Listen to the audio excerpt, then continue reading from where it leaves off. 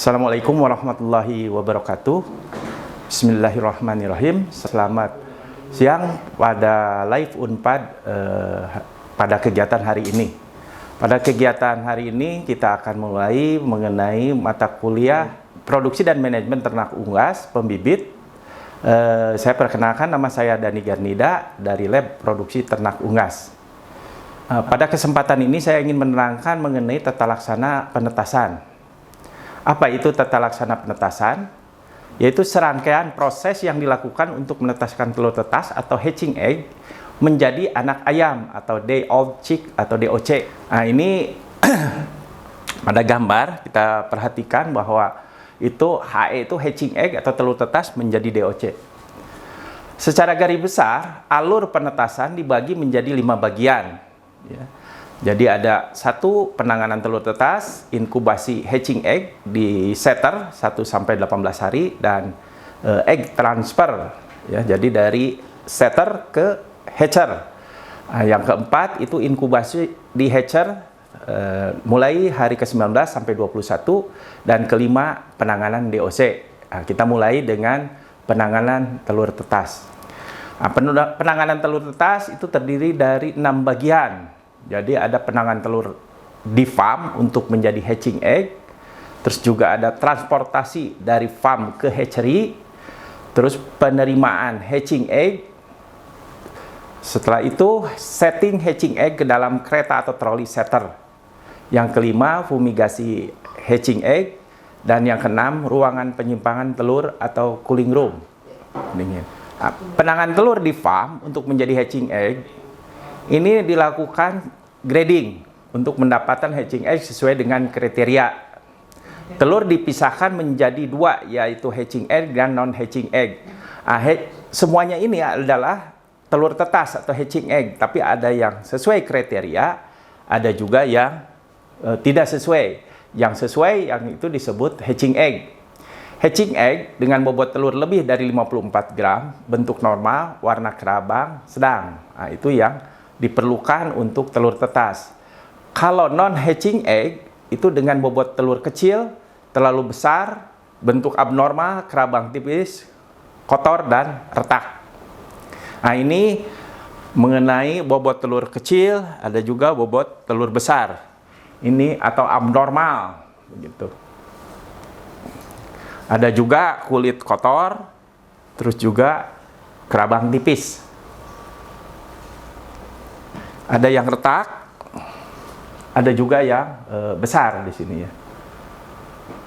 Nah, ini kalau kita lihat ada yang di perusahaan atau di farm, terutama hatchery, itu ada yang bentuk abnormal, retak, jumbo, kecil, dan HE atau yang pecah itu dipisah-pisah sehingga memudahkan untuk seleksi atau sortir.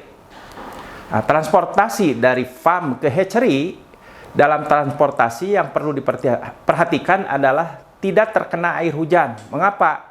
Karena kalau telur terkena air hujan, dikhawatirkan itu bisa mengundang bibit-bibit atau mikroorganisme patogen. Tidak terkena sinar matahari langsung. Itu maksudnya, kalau terkena sinar matahari langsung, maka telur tersebut akan meningkat temperaturnya sehingga dikhawatirkan menyebabkan embrio tumbuh. Nah, dalam perjalanan harus hati-hati, terutama jalan yang tidak bagus atau bergelombang. Ini akan berpengaruh terhadap daya tetas telur atau HE ya, telur tetas. Harus pelan-pelan mengurangi goncangan yang menyebabkan telur crack tipis atau retak rambut. Jadi tadi dalam perjalanan transportasi ini perlu diperhatikan bagaimana packaging dalam transportasi telur, sehingga jangan sampai crack ya atau retak. Penggunaan tray dan penyusunan HE juga sangat berpengaruh. Jadi di sini harus betul-betul diperhatikan. Biasanya penggunaan tray untuk telur tetas itu dari plastik dan masuk lagi ke dalam box. Sekarang mengenai penerimaan HE. Dalam penerimaan HE yang perlu dicek adalah pertama nomor kandang. Di kelompok kandang ini berhubungan dengan strain ataupun umur induk. Kalau tidak strain itu umur induk. Jadi perbedaan umur induk akan mempengaruhi pada daya tetas daripada telur tetas. Terus jumlah hatching egg ya, yang ini harus juga tercatat. Hatching egg yang sudah diterima dicek, kemungkinan ada yang terikut telur junior, jumbo abnormal, atau crack ya, retak yang tergolong non HE. Kemudian langsung dimasukkan ke dalam troli yang sudah diberi tanda, tanggal, dan kandang. Jadi maksud di sini harus perlu kehati-hatian mana yang betul-betul telur tetas ini yang akan masuk ke dalam inkubasi. Nah, setting HE ke dalam kereta troli atau setter seperti ini, ininya, gambarnya. Nah, sebelum masuk ke dalam inkubasi periode setter, hatching egg atau telur tetas harus segera difumigasi ya, di dalam ruangan fumigasi. Jadi di perusahaan itu ada ruangan fumigasi. Nanti cara fumigasinya itu sama dengan cara fumigasi mesin tetas. Jadi kalau ini biasanya telur tetas ya, difumigasi. Fumigasi mengandung campuran forsen atau fumigan 75 gram dicampur formalin 150 ml dalam ember. Jadi di sini perbandingannya tetap 1:2. Jadi 2 formalin yang cair, 1 yang padat. Nah, nanti itu mengeluarkan asap ya, dan biasanya itu dilakukan minimal 10 menit dan maksimal 20 menit. Sedangkan konsentrasinya biasanya di antara 1 sampai 2 ya. Nah, saya sarankan itu untuk 1 kali konsentrasi. Karena kalau berlebih dikhawatirkan embrio bisa keracunan karena fumigan ini bisa menembus pori-pori kerabang. Pori-pori kerabang telur. Nah, setelah bau formalin hilang, maka troli dimasukkan ke cooling room, tempat pendinginan. Nah, ini foto saat fumigasi, itu di bawahnya ada ember begitu ya. Jadi ada ruangan tertentu. Nah, itu adalah setter ya. Nah, ruang penyimpanan atau telur cooling room ini perlu. Mengapa demikian? Karena selain untuk menampung sementara ya telur, kapasitasnya sudah memenuhi atau tidak untuk selanjutnya masuk ke inkubasi atau setter ya, mesin setter. Jadi prinsip cooling room ini adalah menurunkan temperatur ruangan agar embrio tidak mengalami perkembangan ya. Jadi menyesuaikan jumlah DOC yang diproduksi untuk menjaga kualitas AE agar tetap baik daya tetasnya. Jadi ini pengeluarannya HE yang paling lama disimpan itu yang keluar lebih dulu ya dibandingkan yang baru begitu, agar terjadi kesinambungan dalam proses penetasan. Jadi kalau yang baru masuk, yang lama masuk, hatching egg-nya akan menyebabkan daya tetas menurun. Nah, ini suhu di dalam cooling room itu disesuaikan dengan lama penyimpanan telur. Nah, ini gambar dulu ya penyimpanan dalam cooling room seperti ini. Nah, ini gambar-gambarnya, ini setter mau masuk. Nah, ini temperatur cooling room ya. Jadi kalau lama simpannya kurang dari 3 hari, itu temperatur 18 sampai 21 derajat Celcius. 4 sampai 7 hari itu 15 sampai 17 derajat Celcius. 8 sampai 10 hari itu 12 sampai 14 derajat Celcius, dan lebih dari 10 hari itu 12 sampai 14 derajat Celcius. Jadi agar embrio tidak berkembang ya selama menunggu masuknya ke dalam inkubasi periode setter. Nah, inkubasi hatching egg atau telur tetas pada bagian setter itu dimulai 1 sampai 18 hari. Sebelum HE masuk ke dalam mesin setter perlu dipersiapkan jumlah HE sesuai DOC yang dibutuhkan. Setiap troli diberi tanda tanggal setting, nomor kereta, kandang ya. Dipersiapkan setter dalam keadaan bersih, difumigasi dan siap difumigasi. Dilakukan preheat ya, karena kalau tidak dilakukan tadi dari cooling room masuk ke dalam hatching egg itu akan terjadi shock temperatur. Nah, itu bisa menyebabkan banyak yang mati di embrio. Jadi preheat ini dilakukan 12 sampai 14 jam ya melalui beberapa metode.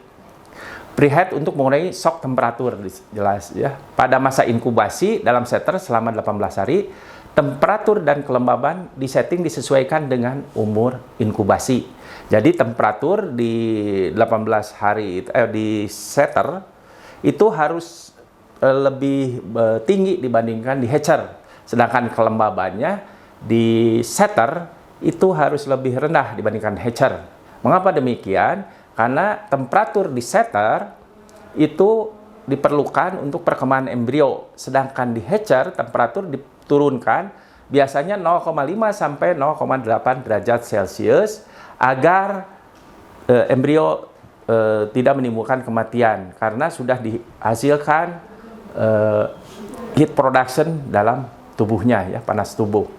Sedangkan untuk kelembaban di setter itu lebih rendah, ya, agar penguapan berjalan dengan baik, ya. Sedangkan di hatcher mengapa tinggi kelembaban? Agar mudah kerabang pecah, juga evaporasi itu bisa ditahan, ya, tidak terlalu cepat.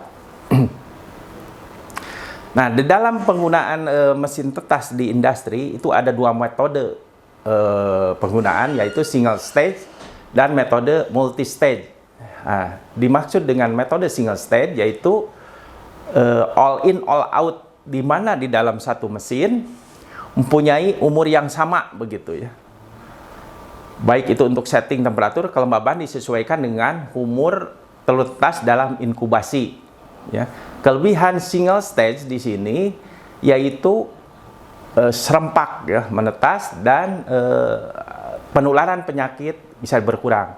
Sedangkan metode multi stage yaitu beberapa umur. Jadi dalam satu troli itu satu umur telur, nanti troli 2 masuk umur yang berbeda, atau 2 troli sama, 2 troli tergantung daripada di industri penetasan tersebut, ya.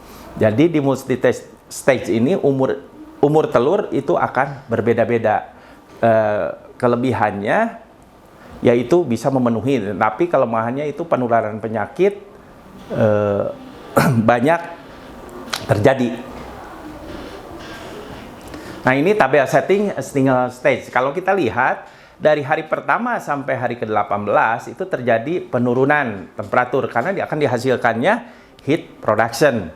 Nah, kita lihat dari brown egg dengan white egg, jadi kerabang coklat dengan putih itu terjadi perbedaan sedikit. Mengapa kalau kita lihat di set terakhir itu temperaturnya lebih tinggi dibandingkan dengan brown egg? Karena itu hukum fisika, ya. Jadi warna gelap itu menyerap panas lebih tinggi dibandingkan warna yang putih, sehingga memantulkan. Oleh karena itu kerabang putih lebih tinggi temperaturnya sedikit, ya, dibandingkan telur coklat, ya. Nah, sebenarnya dalam setting temperatur antara temperatur telur dengan temperatur lingkungan itu perbedaannya 0,5, ya, 0,5 derajat Fahrenheit. Nah, nanti dari egg cell temperatur atau temperatur kerabang itu perbedaannya antara 0,1 sampai 0,2 derajat Celcius, ya. Jadi kurang lebih 0,3 sampai 0,4 derajat Fahrenheit, ya. Jadi ada pengaruh antara suhu lingkungan, suhu temperatur, dan di dalamnya.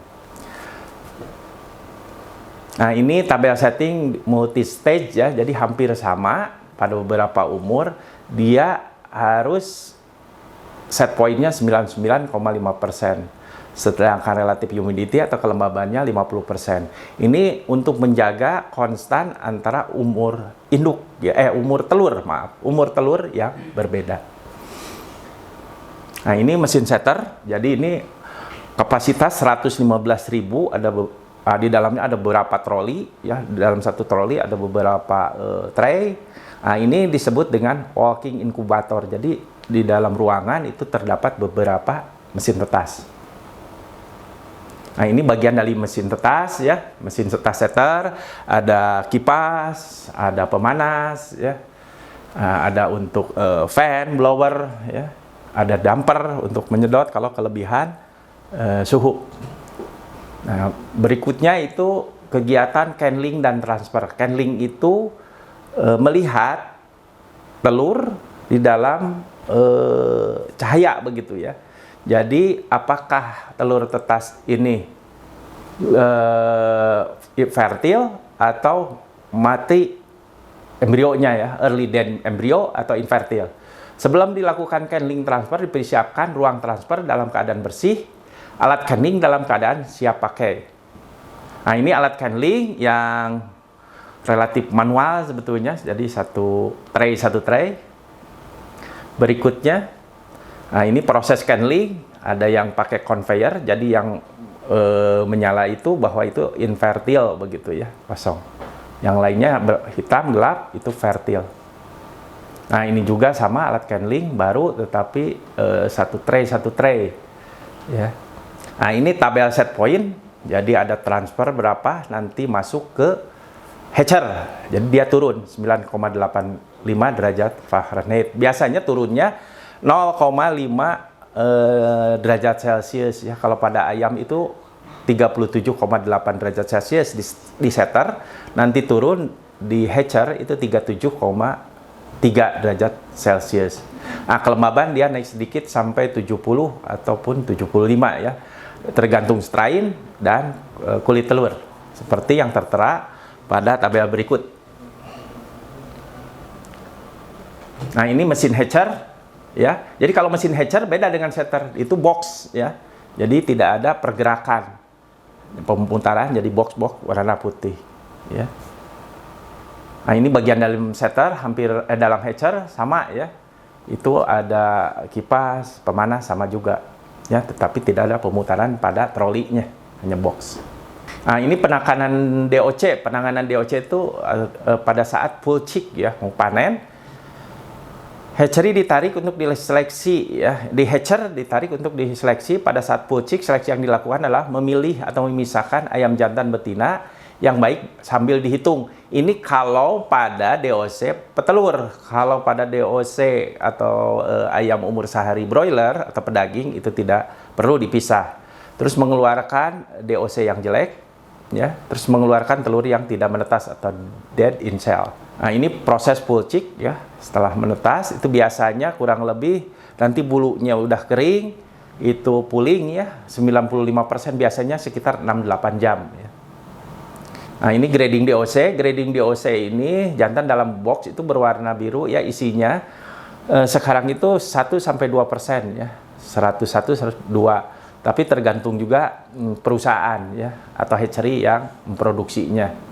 Nah, ini juga DOC yang tadi berwarna merah untuk betina ya. Nah, terus grading dilakukan menggunakan DOC yang baik. Jadi grading ini dilakukan di perusahaan itu berbeda-beda, tetapi terutama berat dan ketidakcacatan. Nah, ini ketika DOC yang baik, tidak cacat, bulu bersih, mengkilap, mata tajam, tali pusar rapat sempurna, tidak ada black navel, jadi kotoran pada pusarnya. Nah, ini DOC yang baik, kita lihat bentuknya besar, yang sebelah kiri warna yang kecoklatan, sedangkan yang kuning kecil. Karena di sini adanya yolk yang masih tersisa ya, jadi biasanya pertumbuhannya lebih kecil. Nah, kriteria DOC yang jelek ya kebalikan daripada yang baik ya. Jadi ada black navel ya, jadi ada kotoran di pusarnya, terus cacat ya, bulu kusam atau tidak sempurna. Nah, ini DOC yang jelek atau kurang baik. Kalau kita lihat itu dari mulai dia bisa ada kaki pengkor ya, black navel yang paling bawah atau paruhnya ya. Nah, ini biasanya dilakukan dengan metode pasgar ya, secara kualitatif, yaitu bagian paruh, kaki, pusar, perut, dan keaktifan ya. Nah, ini proses grading itu dilakukan di perusahaan itu dengan beberapa orang, lihat biasanya 8-10 ekor ya. Jadi menggunakan pasgar yang sudah berpengalaman ya. Jadi kalau ada salah satu dia cancel begitu, kalau tidak dia masukkan ke box. Nah, ini masih proses seleksi, biasanya dilakukan seorang atau 2 orang dengan cepat. Nah, di perusahaan itu, di hatchery, ada yang dilakukan vaksin, ada juga yang tidak ya. Jadi kalau dilakukan vaksin, biasanya vaksin Marek atau vaksin Gumboro ya, dan biasanya tertulis dalam box tersebut. Nah, ini proses vaksinasi dengan otomatis ya. Terus ada juga kalau potong paruh itu bisa dilakukan pada ayam petelur ya. Ini dilakukan agar mengurangi kanibalisme pada DOC-nya. Tapi kalau pedaging tidak ya. Nah, ini proses potong paruh dengan electric debeaker dengan panas 1500 derajat Fahrenheit ya. Nah, terima kasih. Mungkin dari saya cukup sekian. Apabila ada pertanyaan, kita lanjutkan. Saya tutup dengan wassalamualaikum warahmatullahi wabarakatuh.